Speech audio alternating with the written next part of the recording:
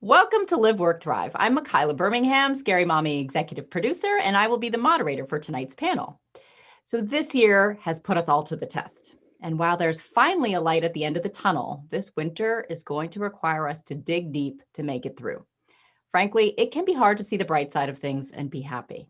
So tonight, we're going to hear from a panel of experts who will offer tangible tips for harnessing happiness in real ways that make us feel better both mentally and physically. Now, this is not going to be a fluffy session where we tell you to take a warm bath and light a candle. While I do love both of those things, we're going to look a little deeper at the ways we live and how our everyday habits can actually contribute to our long-term health and happiness. Tonight, we're going to cover the link between our mental and physical health, how to build emotional resilience in our children and ourselves, how to protect your mental health from the news, and much more. So let's meet our panelists. Tonight, we have with us Dr. Kelly Harding. She is an assistant clinical professor of psychiatry at Columbia University Irving Medical Center. She's a diplomate of the American Board of Psychiatry and Neurology and is also a board certified doctor in mind-body medicine. Dr. Harding is also the author of The Rabbit Effect. I have a copy of it here with me tonight. Live longer, happier, and healthier with the groundbreaking science of kindness. We also are welcoming Nedra Glover Tawwab, a licensed therapist and relationship expert. She has practiced relationship therapy for 12 years and is the founder and owner of the group therapy practice Kaleidoscope Consulting. Nedra specializes in helping people create healthy relationships with themselves and others.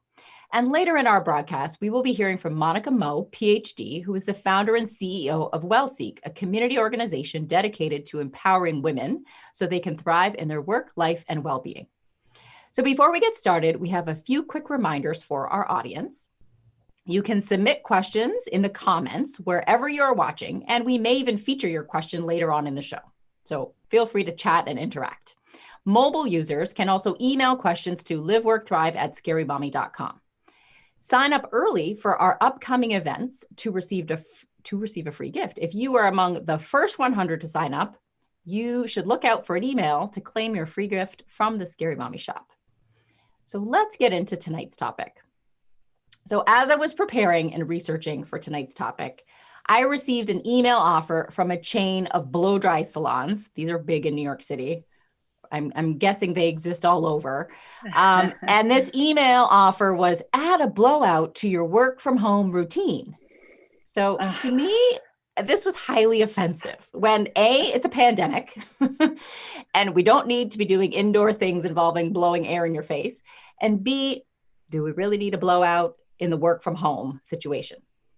So yes, if you like blowouts, no judgment. Yes, we all want to support the salon workers, but I think for me, what this did was highlighted an example of what I like to call the myth of self-care.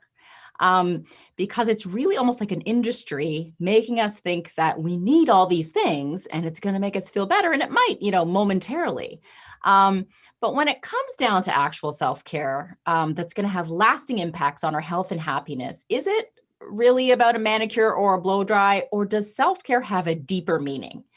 Callie, I'm wondering if you could start us off and maybe elaborate a little bit on this and how, when we're talking about happiness, self-care has a larger meaning.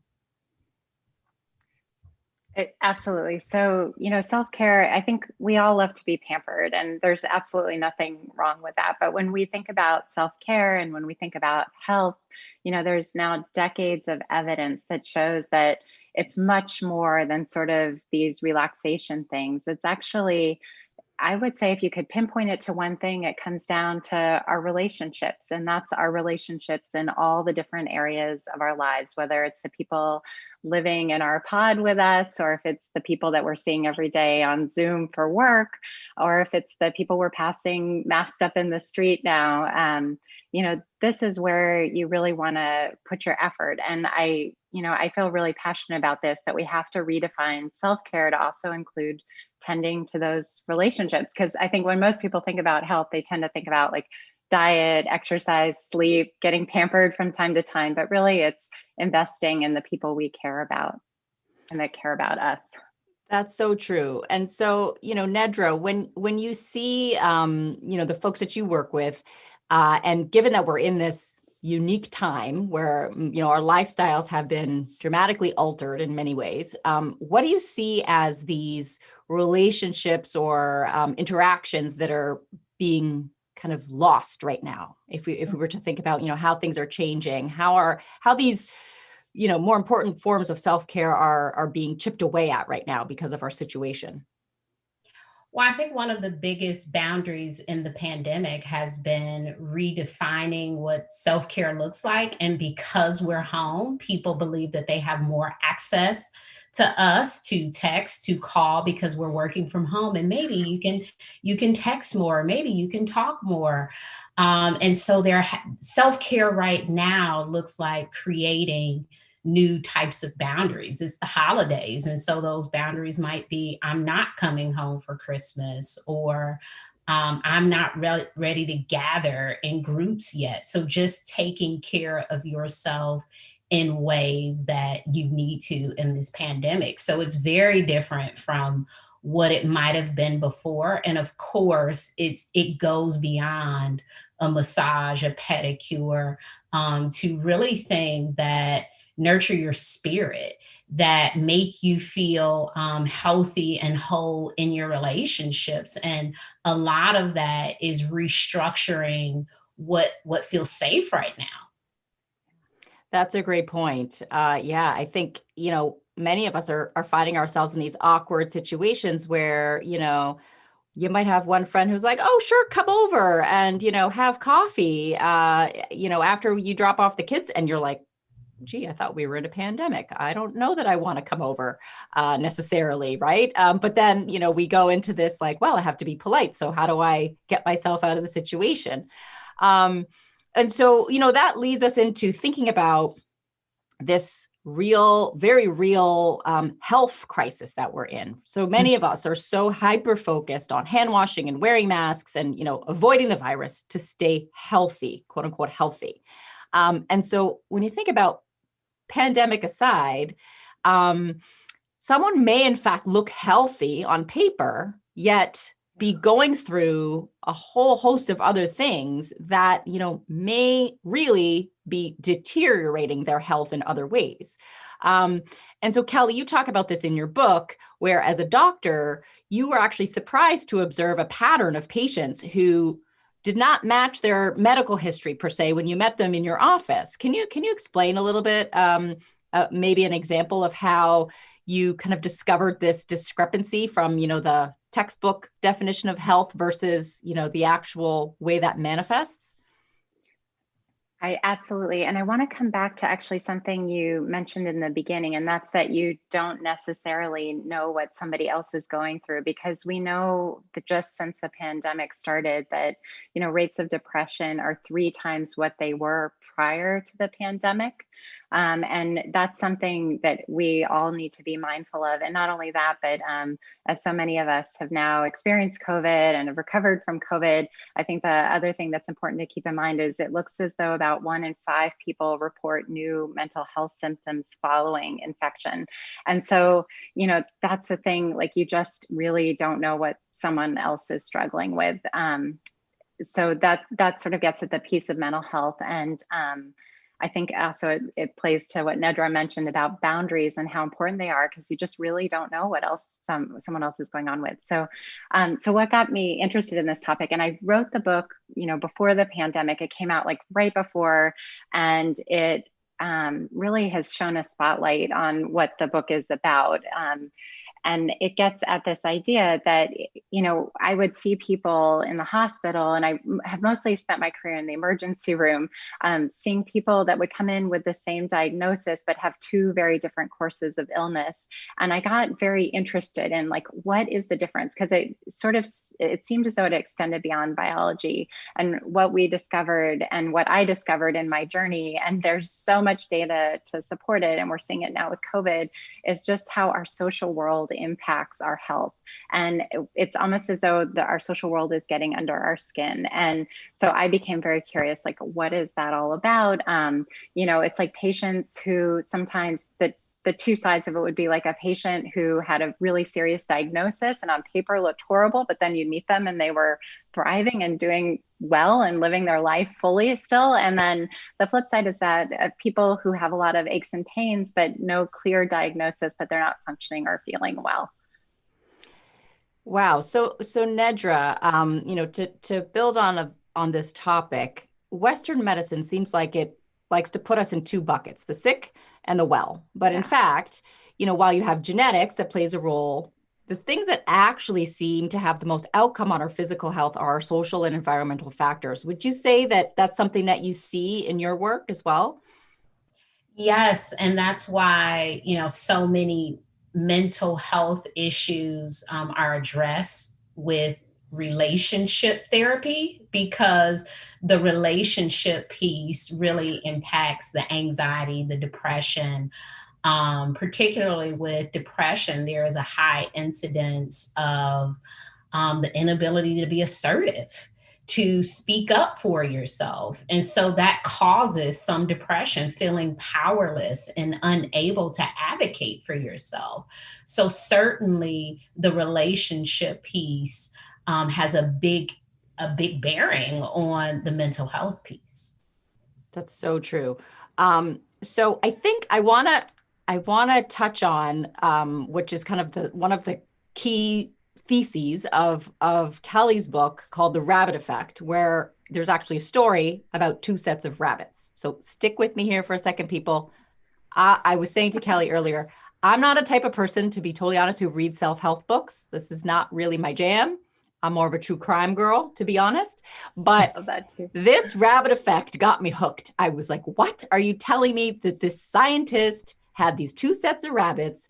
They were being monitored for, Kelly, was it a cholesterol study? Yes. Something to do with cholesterol. So one of all the rabbits were getting high cholesterol fatty foods.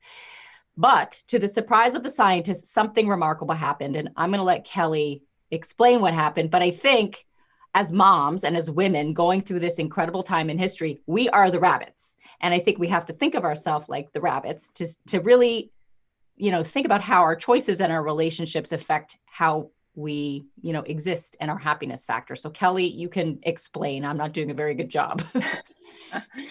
So the title of the book, The Rabbit Effect, comes from this study that was done in the late 70s by Dr. Robert Neerum. And he's a basic scientist, and he was looking at the time, they were looking at high fat diets and heart health. And so they were giving all these rabbits like this really high fat diet, and they expected all the rabbits to have the same health outcomes. And what they found is that one group of rabbits had way better health outcomes, like 60% better health outcomes than the other rabbits. And so, being good researchers, they thought there was something wrong with their study.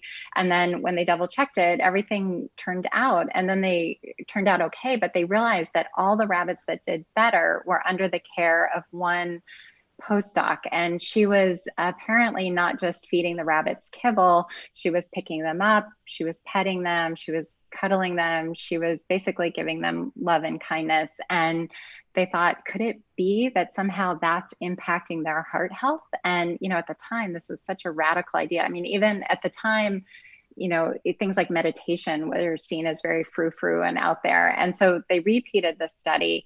They got the exact same results, and they published it in the journal Science. And it's just the beginning of a much larger story that shows that we are so, we think of health oftentimes in the United States as having to do with our biology, but it turns out that the thing that's contributing the most to our health is, our social world, and it's all these relationships. And it's exactly what Nedra said. We tend to also medicalize things like depression and anxiety, when we also need to look at who are the relationships and what are those look like, because that's a part of our health too. So I just loved what you said, Nedra. It's absolutely true.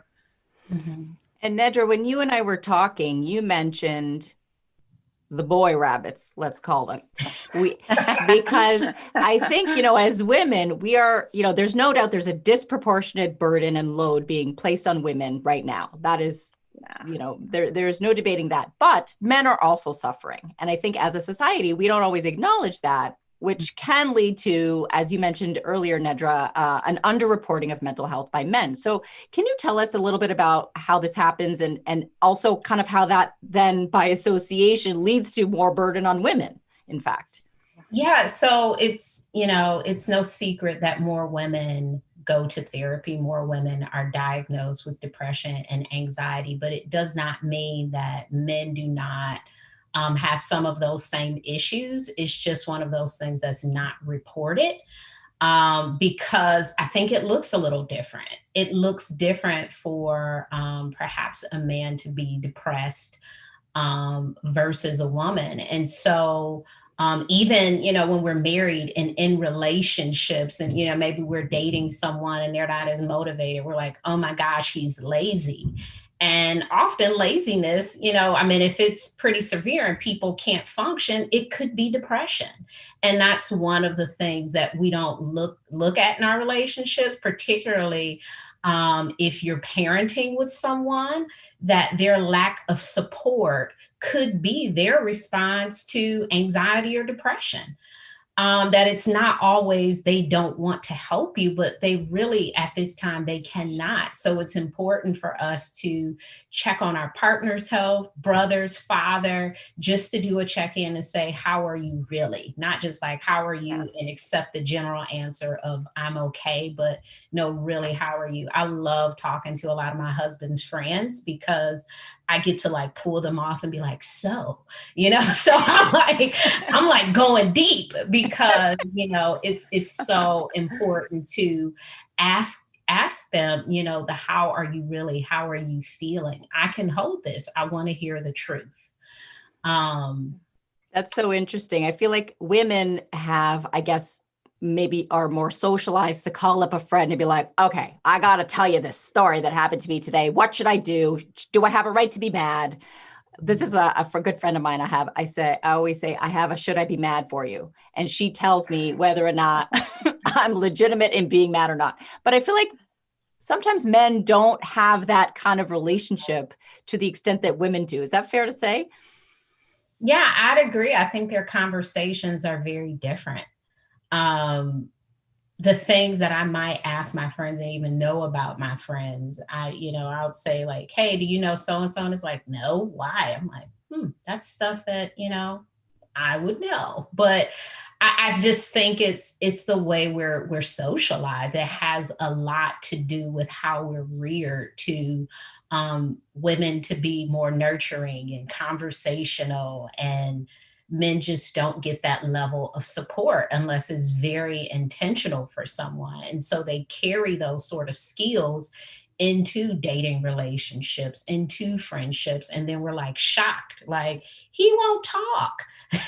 like, Yeah. we have to start really early with this and encourage them to express feelings, because it's not a feminine thing. It's a human thing to want to talk, to want to connect. And we should, be mindful in the ways that we're shutting that down, even with our male friends, our male family members. We have to be really mindful of how we're allowing them to open up. And if we're giving them any indication that we're uncomfortable with it, because sometimes we're like, oh my gosh, you're getting to, and it's like, okay, like chill out and let them talk so they can feel comfortable doing it. Right. And so, Kelly, would you say that, this is something that you're seeing in your work, where you have men who are, like the rabbits that didn't get the love, and they're, the ones with the high cholesterol, and they're the ones with all of these adverse health outcomes because they don't have these emotional ties that, do have data to support that improves health? Well, it's interesting when you look at population data, we think that often men tend to die earlier than women, but if you actually look at more egalitarian societies, they live equally as long. So it's interesting how much of this might be sort of artifact of just sort of how we socialize people when it comes to gender. But, I was going to just say to Nedra's point, I think, when you look at also the loneliness data, we know that loneliness is as significant a risk factor as, smoking a pack of cigarettes, or, even obesity, or, heavy alcohol use. But yet it's sort of often hidden right in front of us, particularly among men. And the studies show that, rates of loneliness are definitely higher. It's across the board higher than you'd expect, but particularly among men. So, reaching out to the men in your lives, and also realizing they may not have another outlet. And just a little check-in is a big deal for a lot of people. All right, so we're going to go back to the science part again. Again, people stay with me. This is technical, but it's going to blow your mind, okay? So Kelly, in your research, you found that there is some emergent science linking emotional well-being to changes in our actual cells or telomeres. And I'm not even going to attempt to explain what a telomere is, but I want you to explain that for us in layman's terms, because I was like, whoa, wait a second. You're telling me that if I'm happier and have a good, set of relationships, and I really work at this everyday, existence, I can change my body from the inside out. Please tell us how we can do this. Yeah, so this is where the message feels so important and exciting too, because we actually have far more control than we realized about our genes. And, even not that long ago, we thought that genes were relatively fixed, but then it turns out there are these vast differences between when people develop an illness or how severe the illness becomes. And a lot of that has to do with things related to what's known as epigenetics. And it's this amazing science that's just really interesting, sort of like on top of the genes, how things change. So getting to telomeres specifically. So telomeres, if you don't know what they are, they're the little nubs at the end of the DNA, sort of like is it the eaglet on the shoelace? The little feelers, right? Yeah, little spikes. That protects it from unraveling, essentially. And so everyone has telomeres at the end of their DNA, and a cell dies after so many replications, and the telomere is what determines that, essentially. But what's fascinating, there's a woman named Dr. Elizabeth Blackburn, who, along with her colleagues, won a Nobel Prize for this, discovered something called telomerase. And it turns out that some people are elongating their telomeres, and the longer someone's telomeres are, typically the longer that they live.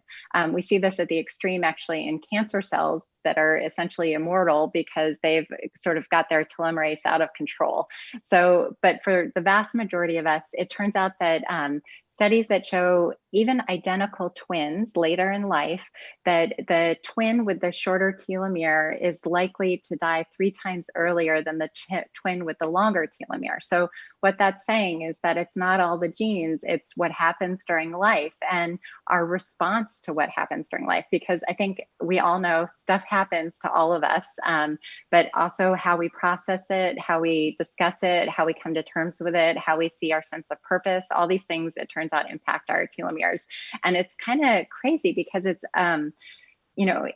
it's one of those things where it's across the board in terms of different illnesses. And it's sort of like we see stress, like, a lot of negative toxic stress impacts the body in all different diseases. And it's similar with the telomeres, like the shorter the telomeres, the higher risk of all these different types of diseases. And the longer they are, the more protected they seem to be. Sorry, so I get excited. So I probably said too much. No, I mean, just to summarize. So you're saying that your emotional well-being and your happiness factor can help to extend these telomeres. And then when a disease or when some kind of a negative force comes at you, you have kind of this protective buffer. Is that? Yeah. A good summary? Okay, great. That's a great summary. And I was going to say, actually, like Dr. Dean Ornesh and Dr. Eiffel and Dr. Blackburn out at San Francisco are doing these studies that are showing exactly that, which is amazing to think that lifestyle changes impact you on that genetic level. So, okay, so let's talk about this, Nedra. We are going through the negative zone right now, right? From A to Z, death, racial upheaval, we got systemic racism, we're getting a snowstorm tomorrow in New York City. I mean, really, fires, every possible thing that's going wrong in this year has gone wrong, right? Can you talk about these habits in our relationships, in our day-to-day, that help us build this resilience? And, to Kelly's point, like potentially can be working from the inside out so that we create this buffer from negative stress and then, potentially are able to recover from it easier? Mm-hmm. Well, right now, I think it's really important that we find a crew of people that we can regularly stay connected to. This group of people would be folks who we can talk to openly and who get us and understand us. It's so important to do that on a regular basis so that you are letting the stuff out and not allowing it to sit inside. If you don't have that support, therapy could be a wonderful support for that right now, because we can't sit at home and, be stuck in the house with all of these things sort of brewing. So it's so important right now to stay connected, even if it's once a day. I would say calling, real talking is powerful. I know we are, very heavily into text, but it's very important to FaceTime people, to talk on the telephone, to talk and not have this like, yes, no, that sort of thing, but a real conversation about what you're saying, because it is so much. It is so much. And then on the flip side of that, there are some relationships that are pulling our energy right now. And we know those relationships because, for me, it's like when you see the phone, you're like, it's like this, like, oh. Yes. Oh, Yeah. We've all got that phone number that we see. Yeah. So listen to that and maybe figure out a time where you can call that person back where it's not that level of energy, or shorten the call, or talk to them on particular days that are not as stressful. Maybe that's not a person you want to talk to Monday through Friday or before you start work. You have to figure out what that schedule should be for you. Or maybe it's a sign that there are some things in the relationship that need to be addressed for you to be able to have some healthy connections and conversations. So it's so important to stay connected. And then within those connections, it's so important to be mindful of the things that are draining your energy. Okay, so a good vent is what the doctor ordered, is what you're saying. If you don't have the person to vent to, consider a counselor or a therapy session.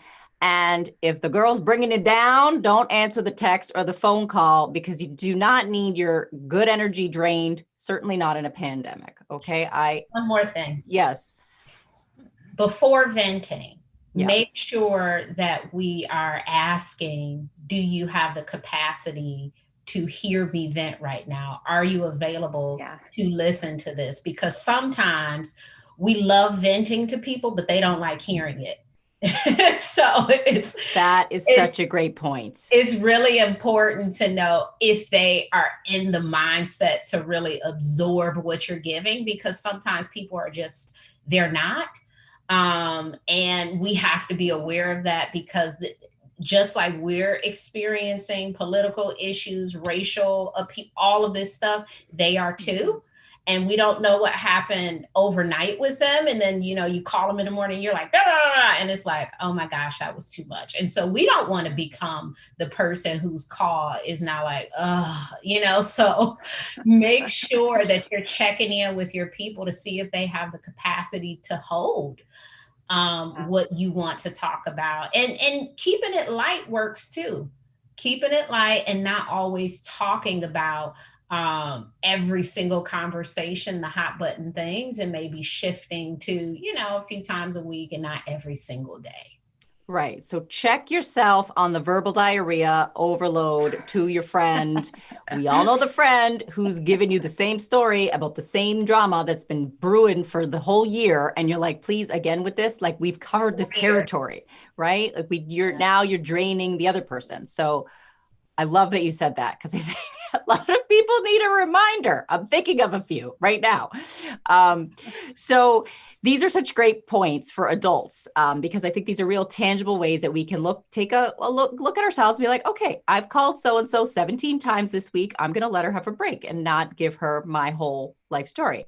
But now let's talk, Kelly, about children, because while I think as adults, we have the ability to be a little bit self-aware, hopefully, and say, okay, I'm going to make conscious decisions to do things that make me feel good, and, only talk to people who fill up my cup and all that good stuff. But kids, you want them to be resilient. But I don't know that kids have that same conscious ability to make those conscious choices the same way adults do, especially right now when their whole, relationship and school life has been changed quite drastically. How do you help kids build this resilience in the same way?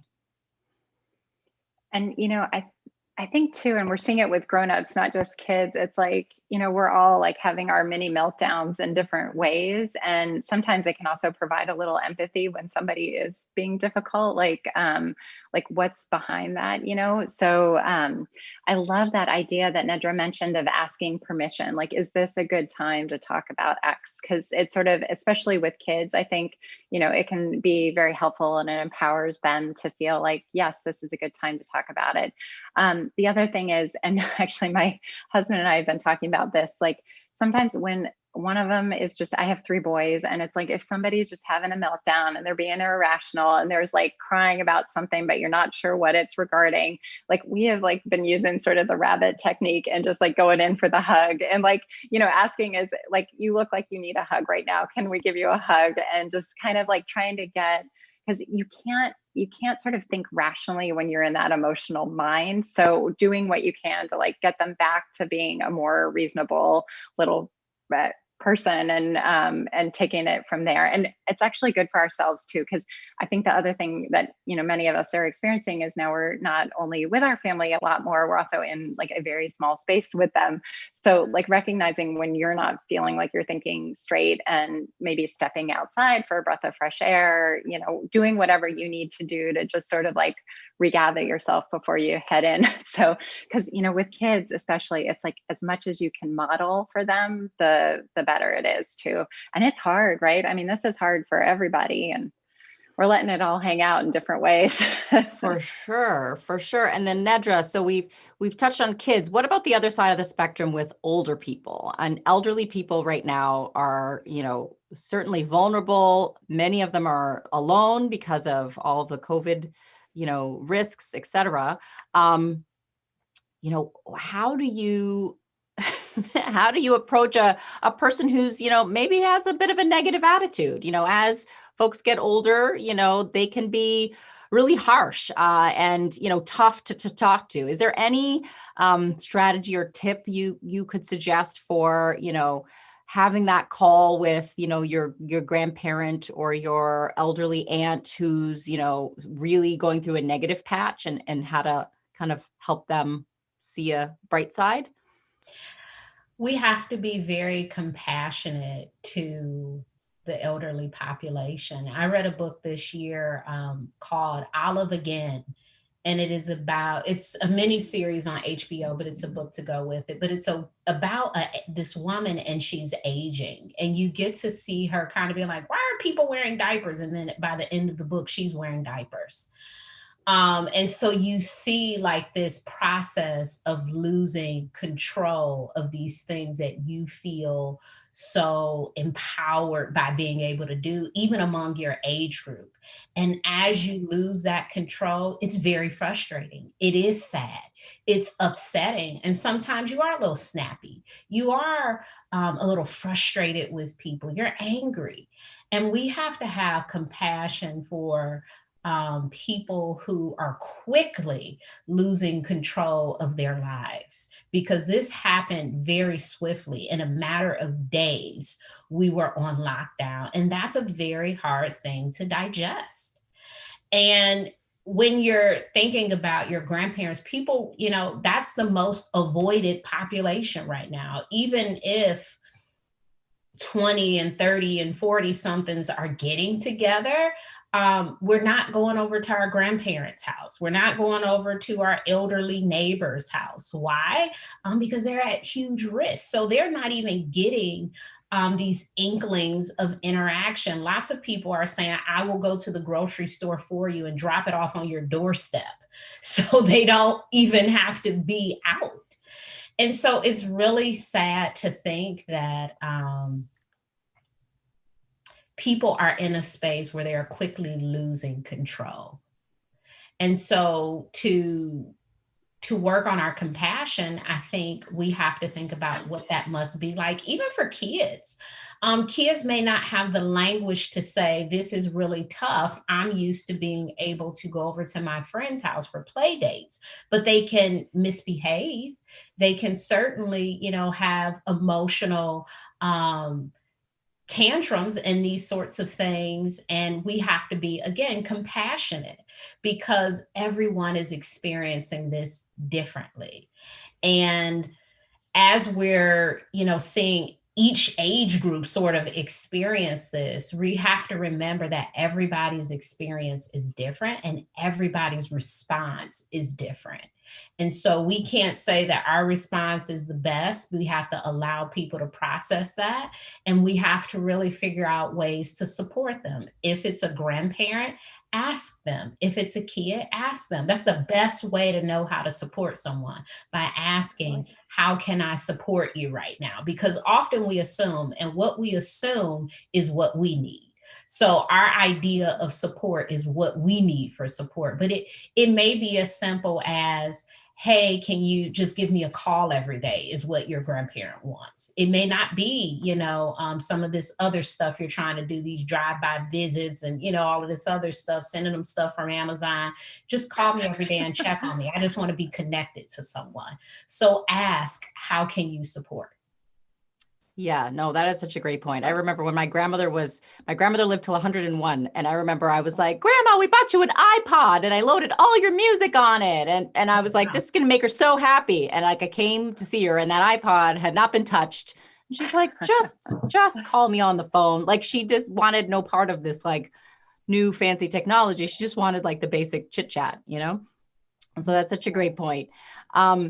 So I think that's a great segue to think about, to your point, Nedra, about how you need to always consider, what the other person is going through. Kelly, you mentioned something in your book about insignificant choices and things that we do, throughout our day that we may not even think twice about as, meaningful or as something that could affect someone else. But in fact, what your research has showed is that they can be very powerful. And so we have a flow chart that we're going to put up on the screen for you. And Kelly, if you can just walk us through these choices, we can talk a little bit more about how they have an impact. Here's the chart. Sure. And I, just to Nedra's point, I love that idea of just asking people. It's so true. And you realize that as you're sort of going through these things, and we'll look at the flow chart, that, it's like these tiny little acts of kindness sometimes that seem so insignificant to you, oftentimes that have a big impact on someone else. And this chart in some respects came about because I stopped on a flight and just asked somebody that was working on the airplane how their day was going. And at the end, he said, "You're the first person to ask me that all day long." And it was like, 8:00 at night or something. And I was like, wow, like people are not sometimes aware of everyone that's around them. So anyway, if you want to throw up the chart, I'll walk you through it. I'm going to pull it up on my phone too. Yeah. So I think the chart up for us now. Yeah, you can go for it. Okay. Sounds good. So, it's these little moments, like just remembering I know there are many parents on the call. So, if you have a child at home, if you give them a hug before they go out the door, under non-pandemic times, or even before they start their homeschooling, whatever it might be, that might change how they interact with their classmates. A little chat with a neighbor may actually, fuel them to go on to do their next thing. Because we know that when we're in a good mood, we're more likely to pass that on to other people. And there are actually studies that show this. And, I think the other thing to be aware of is now we're getting to see, especially for people working remotely, getting to see their colleagues in a different light, because you're now plunked into their house every day, you're meeting their kids, you're doing other things. And so how you're talking with your employees, just realizing that they are a whole person, that they're struggling, or with your colleagues, or even your supervisors too. And then choices like, if you're in a good mood, you're more likely to feed your mind, read a book. If you're meeting a friend, even for a virtual coffee or an outdoor coffee, that can impact how you are in terms of like, does that person go on and decide to like veg out in front of the TV, or do they decide to, take a online course that they've been studying, or participate in something like this where we're learning to, it's it's basically these tiny ripple effects that happen every day. And there are these really cool studies that show your actions have a far greater impact, not only on the friend or the acquaintance you're talking to, but actually their network of people too. So just your actions really make a difference. And just because we're all human, we mess up too and sometimes wreck it, but we can always like come back to it too, and not to be hard on yourself, thinking that the fate of the world is in your hands too. But you do make a difference. And I want everyone who's listening to the call to be aware of that. And especially right now, I think, it's something that you might want to think, oh, this woman at the checkout who's been, masked up, wearing gloves, ringing in everyone's groceries while there's a line wrapped up around the block, may seem a little miserable, but like she's the essential worker making sure that we can all get our groceries. So that's, maybe the person to, have some chit chat or say, hey, how was your day? And it could, maybe like to your point, have that ripple effect. Is that something that you're seeing with the folks that you work with, Nedra? This, how one thing can kind of build and lead to another? Yes, with my clients, my favorite question is, how are you doing? And I ask it twice, because the first time they give me the generic, oh, I'm okay. And then I say, no, okay, how are you doing? And then they really get into it. And it really unfolds into what happened during the week, what's been troubling them, what they're excited about. And I think we've gotten so used to giving the generic response of, I'm okay. It's like, how are you doing is kind of like saying hello in our society. Like, it's just like, hello, how are you? And people aren't really listening for the answer. One time I went to the theater and the guy took my ticket and he said, how are you doing? And I just made up a little story about, and I just told him something, negative. And he was like, and I'm like, yeah, so that's weird, right? And so we had a good laugh about it, but people aren't really prepared to hear that. And so we've grown very accustomed to saying, I'm okay, I'm having a good day, you have a good day, these sort of things. And so when people really look at us and they say, how are you doing for real? Is really impactful, because we're like, oh my gosh, like I get to share like what's going on. Wow. Actually, it's very healing to be able to just open up and let that out. That's such a great point. Yeah, because we're not used to actually hearing someone say, well, it's I lost my job today and I don't know how I'm going to pay the bills. And you'd be like, oh, too much information, right? So let's talk a little bit about that ripple effect that you mentioned.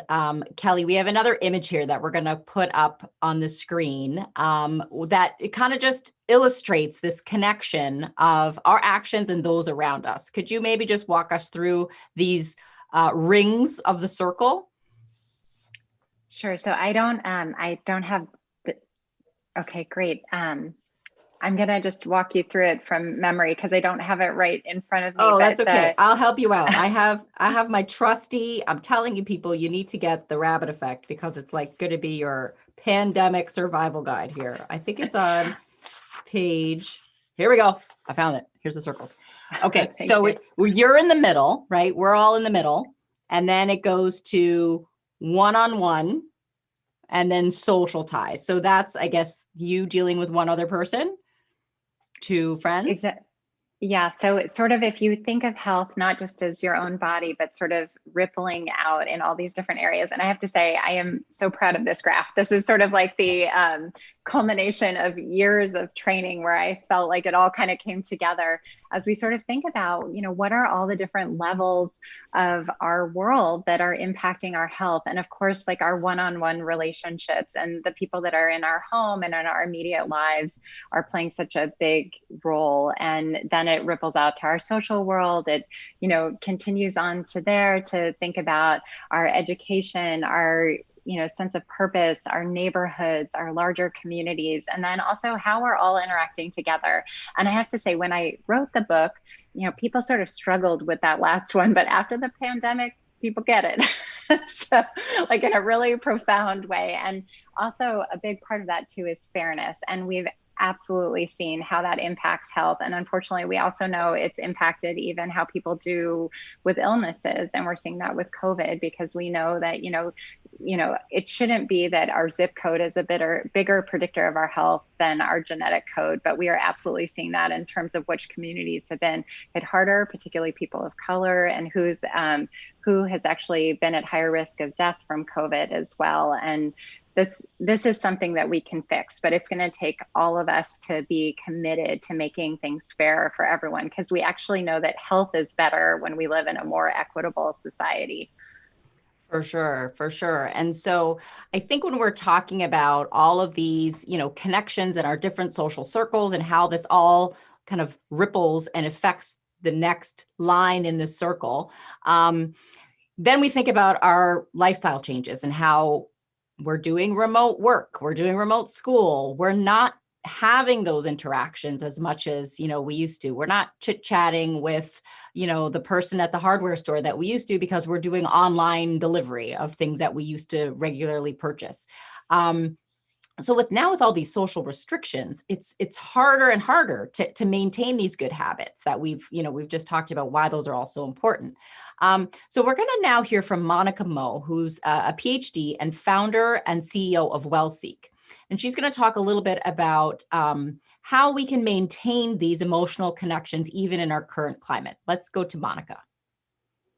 Hi, I'm Monica Moe, and I'm the founder and CEO of WellSeek. Luckily for us, we are living in a time when technology basically allows us to stay connected virtually. Being intentional with your time and attention and making sure it's an activity that truly fills up your cup and energy each time you do it, that's how we can stay connected, right, in a virtual world. And I've seen a lot of creative ways from a lot of women in my community. So maybe it's doing routine group workouts with the same set of friends, joining a special interest group or a book club to meet new people.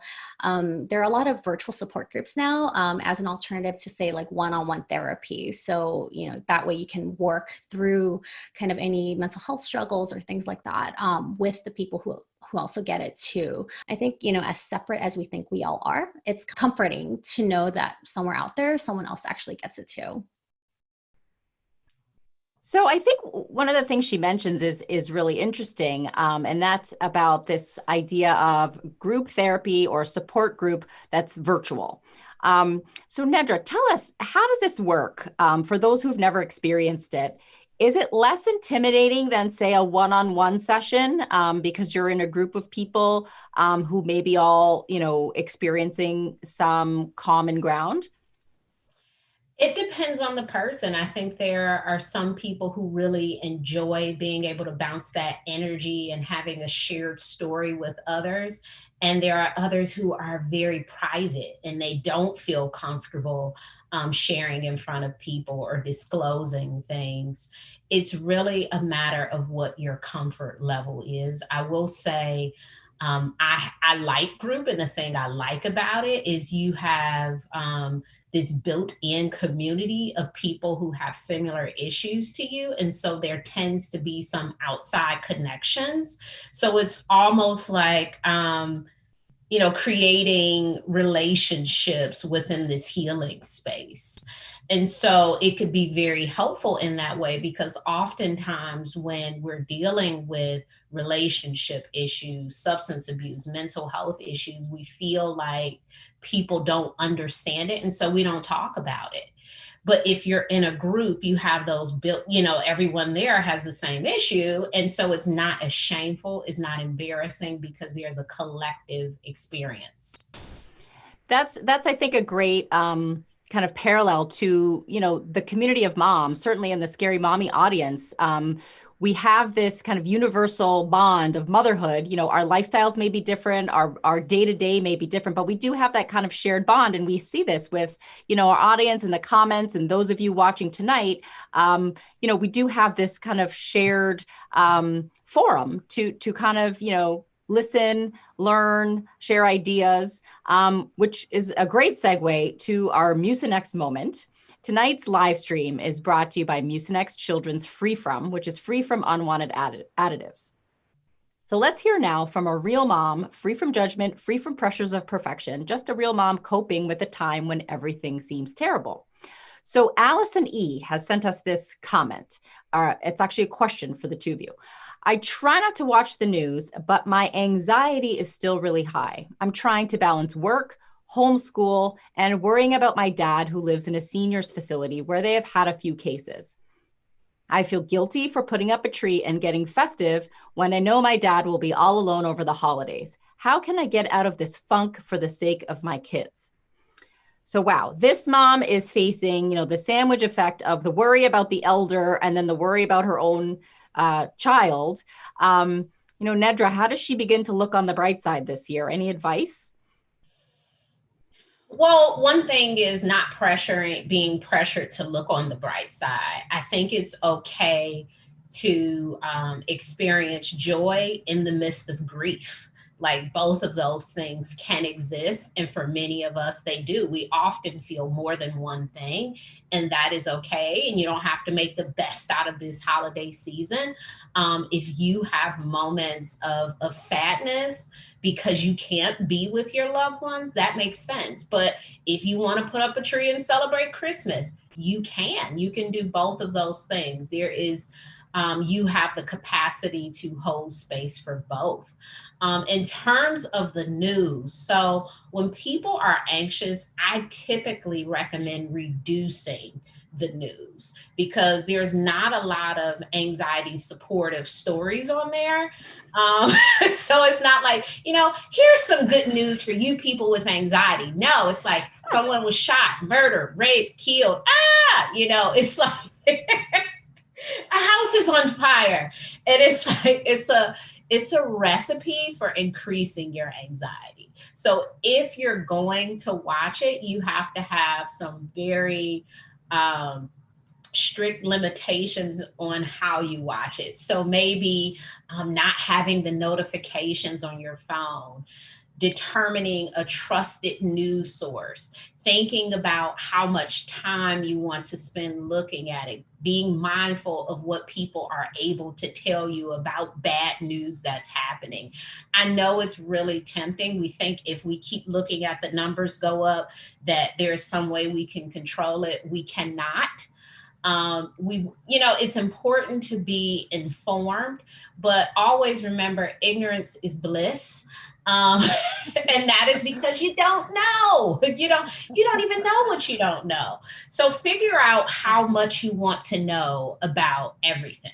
Can you handle it every day, multiple times throughout the day, with all of the stressful things that you're trying to do? You're trying to manage your parent, you're trying to homeschool kids, and you're stressed by people losing their jobs and, all of these things that are happening. So sometimes the news is just not helpful. And so if you're going to watch it or read it, you have to be very mindful in how you do that and when you do that, because it can't be this open box of consumption, because it's very detrimental to your mental health.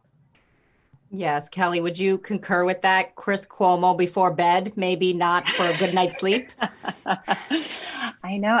I was nodding vigorously because I absolutely agree with Nedra. I think, setting limitations, particularly before sleep time, because not only that, but we know it's like things like getting a good night's sleep are very beneficial for fighting off viruses if you do get exposed, and just keeping our mental health strong. So time setting is important. And then also that idea of maybe if you're not feeling great or you're feeling overly anxious, don't look that right then, because you're not going to change the situation by necessarily knowing it. And you figure if it's a emergency that's going to affect you directly, probably someone will call you too. So I think that's a really good point. Go ahead, Nedra. Yeah, I get a lot of my news from talking to people, whether it's my clients or my friends. I found out about COVID from talking to my clients. They started asking, are you preparing for COVID? I'm like, or the coronavirus at the time. I'm like, what is that? And so they told me what it was. I did a little research. I'm like, oh, this is like, I didn't know. Lots of things I find out from talking to other people. And so it's a great way to connect. They have the ability to educate you and inform you. Yeah. And then I'm like, oh my gosh, I just learned something new. Versus me having to be the person to kind of look through and get all of the information that other people, there are some people who love the news. So, you know, maybe letting your friend who watches CNN all day, give you a rundown at the end of the day. What are the two things I should know about the world today? Well, I had this exact experience at the beginning of our call. Kelly told me one very hopeful piece of news that I want her to share with Oh, everyone. Ladies and gentlemen, we are 1 degree of separation from oh. somebody who knows somebody who got the vaccine. So that is very helpful. So Kelly, tell us, what did you hear from your friends in the Yeah. hospital?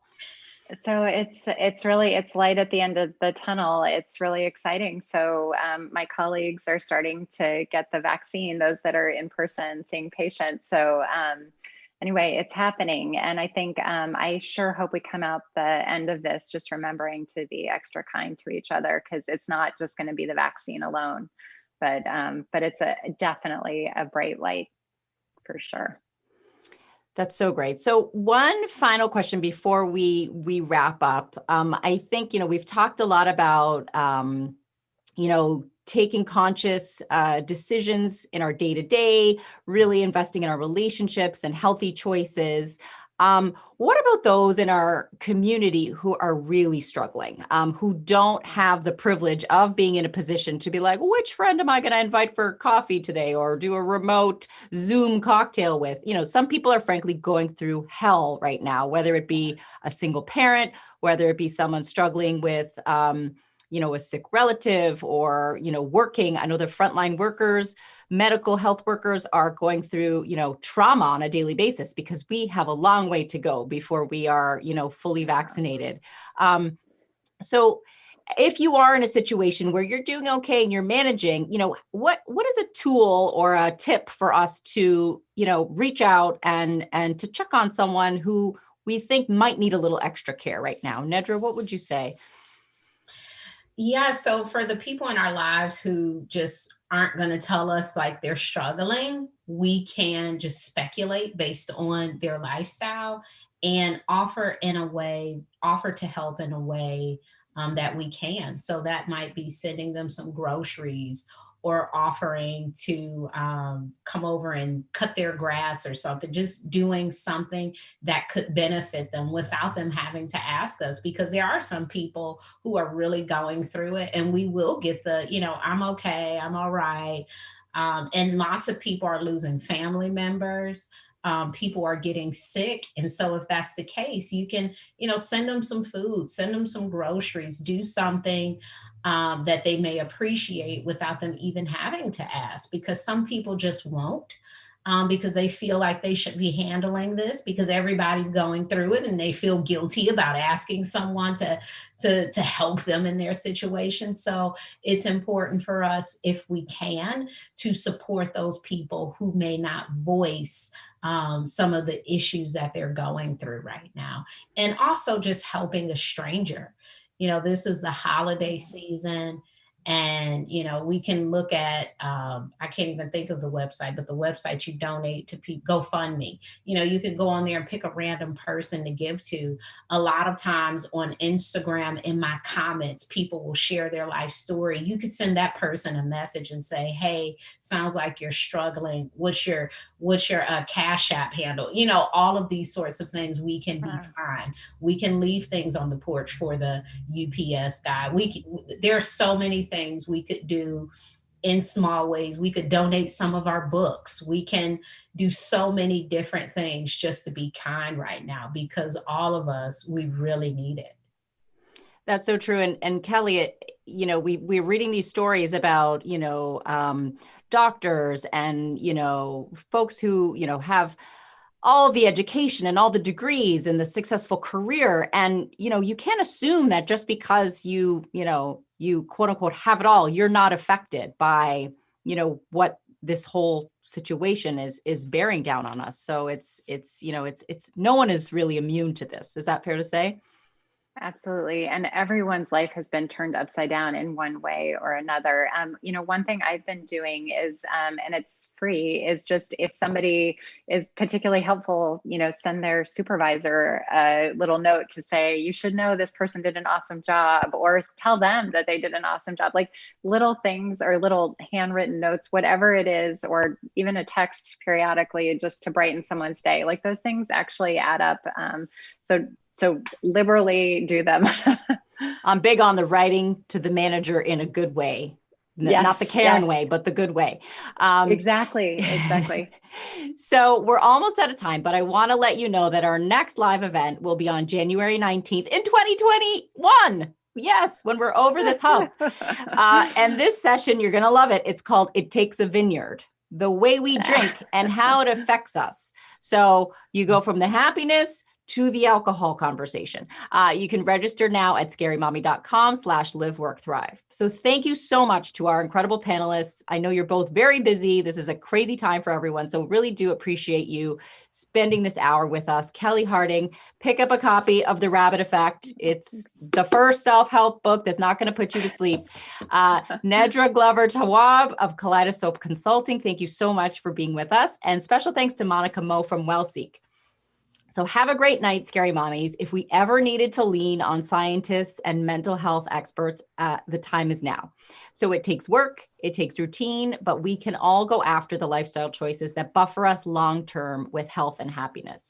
And there are only 16 days left in 2020. We are going to make it through because we are moms and we know how to live, work, and thrive. Good night.